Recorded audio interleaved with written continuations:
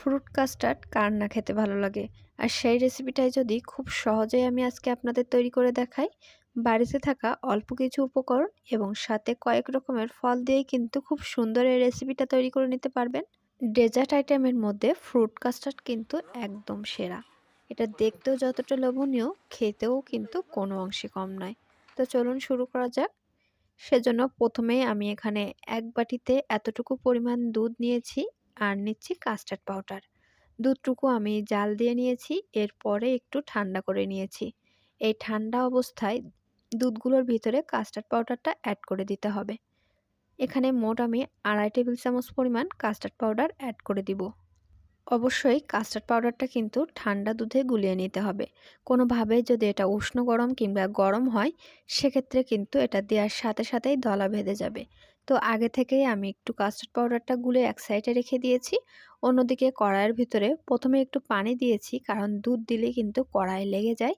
আর এই পানিটুকু দিলে আর দুধটা কিন্তু কড়াইয়ের সাথে লাগে না। এই টিপসটা কিন্তু চাইলে আপনারা ফলো করতে পারেন। এরপর এখানে আমি 1/2 লিটার দুধ নিয়েছি। দুধটুকু আমি চুলার জাল মিডিয়ামে রেখেই প্রথমে গরম করে নিচ্ছি।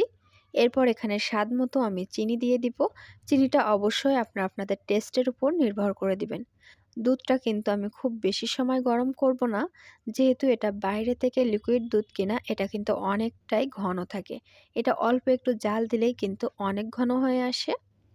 এখন আমি চিনি দেওয়ার পর এটা নাড়িয়ে নিয়েছি, আর চিনিটা এখন গলে গিয়েছে আর দুধটাও কিন্তু ফুটতে শুরু করেছে। সেই পর্যায়ে এটা কিন্তু অনবরত আমি এরকম করে নেড়ে নিচ্ছি। এখন আমি চিনিটা একটু টেস্ট করে দেখব। চিনিটা টেস্ট করে দেখার পরে যদি কারোর কম বা বেশি হয় অথবা চিনি অ্যাড করার প্রয়োজন পড়ে, তো অবশ্যই কিন্তু এই পর্যায়ে আবারও চিনিটা অ্যাড করে নেবেন। কারণ দুধটা ঘন হওয়ার আগেই কিন্তু এক্সট্রা যে চিনি লাগবে সেটা অ্যাড করে দিতে হবে। এখন দেখতে পাচ্ছেন আমি চুলার জালটা একটু মিডিয়ামে দিয়েছি, আর আগে থেকে যে কাস্টার্ড পাউডারটা গুলে রেখেছিলাম সেটা এখন দিয়ে দিব। এক হাত দিয়ে আমি এটা দিয়েছি আর অন্য হাত দিয়ে এটা কিন্তু নাড়াচাড়া করে নিয়েছি। এটা নেওয়ার ফলে দেখতে পাচ্ছেন কোনোভাবেই কিন্তু এটা কোনো দলা বেঁধে যায়নি। কারণ কাস্টার্ডের এই পাউডারটা যদি কোনোভাবে দলা বেঁধে যায়, তাহলে কিন্তু এটা জমাট বাঁধতে চায় না, এমনকি খেতেও কিন্তু ভালো লাগে না, সাথে দেখতেও ভালো লাগে না। এই পর্যায়ে আমার আরও একটু চিনি কম ছিল, সেজন্য আমি আরেকটু অ্যাড করে দিয়েছি। অবশ্যই আমি আগে থেকে বলেছি চিনির পরিমাণটা আপনাদের টেস্ট অনুযায়ী নেবেন। এই পর্যায়ে চুলার জালটা মিডিয়ামে রেখেই কাস্টার্ড পাউডারটা দেওয়ার পর রান্না করে নিতে হবে।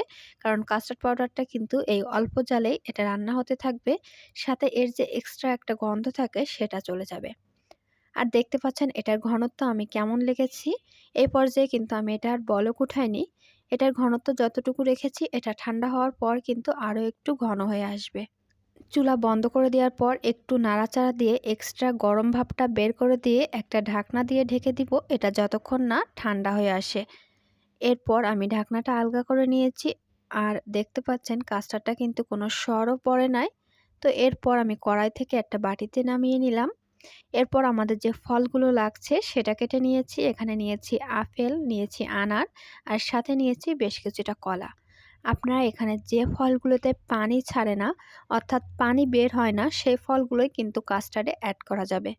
আমার কাস্টার্ডের ঘনত্বটা আপনারা দেখলেই বুঝতে পারছেন আমি কতটুকু রেখেছি। আমি একটু কাস্টার্ডটা পাতলা, অর্থাৎ এটা একটু মালাই টাইপের খেতেই আমার বেশি পছন্দ, যে কারণে আমি কিন্তু এটা খুব বেশি ঘন করিনি। তবে যাদের কাছে এটা বেশি ঘন খেতে পছন্দ, তারা কিন্তু এক্সট্রা আরও কিছুক্ষণ জাল দিবেন। তবে এই পর্যায়ে হলে আমার কাছে একটু বেশিই ভালো লাগে খেতে, সেজন্য আমি এরকম হালকা মালাই টাইপের আর একটু ঘন দুধ যেমন থাকে সেরকম করেই রেখেছি। সবগুলো ফল দিয়ে এটা মিশিয়ে নিলেই কিন্তু তৈরি হয়ে যাবে আজকের কাস্টার্ডটি। তবে হ্যাঁ, কাস্টার্ডের ভিতরে কিন্তু কোনোভাবেই যে ফলে পানি ছাড়ে সেই ফল অ্যাড করবেন না, তাহলে কিন্তু কাস্টার্ডের স্বাদটা পরিবর্তন হয়ে যাবে, এমনকি এটার ভিতরে এক্সট্রা পানি পানি হয়ে যাবে। এটা ডেকোরেশন করার জন্য উপরে আমি আরও বেশ কিছুটা আনার ছড়িয়ে দিব। সাথে এখানে কয়েকটা আপেল একটি এমন ডিজাইন করে কুচি করে নিয়েছি, এখন সেটা উপরে দিয়ে দিব। এটা দেওয়ার পরে আমার কাস্টার্ডের যে ডিজাইনটা সেটা আমি ফুলফিল করে ফেলেছি। এখন এটা আমি নর্মাল ফ্রিজে রেখে দেবো 2 থেকে 3 ঘন্টার জন্য। এরপর এটা যখন ঠান্ডা হয়ে আসবে তখন ফ্রিজ থেকে বের করে পরিবেশন করে দিব। তবে কাস্টার্ডটা কিন্তু ঠান্ডা ঠান্ডা খেতেই বেশি ভালো লাগে। নিজেদের পছন্দ মতো করে এটা ডিজাইন করে নেবেন এবং ফলগুলো অ্যাড করে দিবেন। তো আজকের ভিডিওটি এই পর্যন্তই। ভিডিওটি ভালো লাগলে অবশ্যই চ্যানেলটা সাবস্ক্রাইব করে দিবেন এরকম রেসিপি পেতে হলে। সাথে ভিডিওটিতে একটা লাইক দিতে ভুলবেন না এবং আমাদের ফেসবুক পেজটা ফলো দিবেন।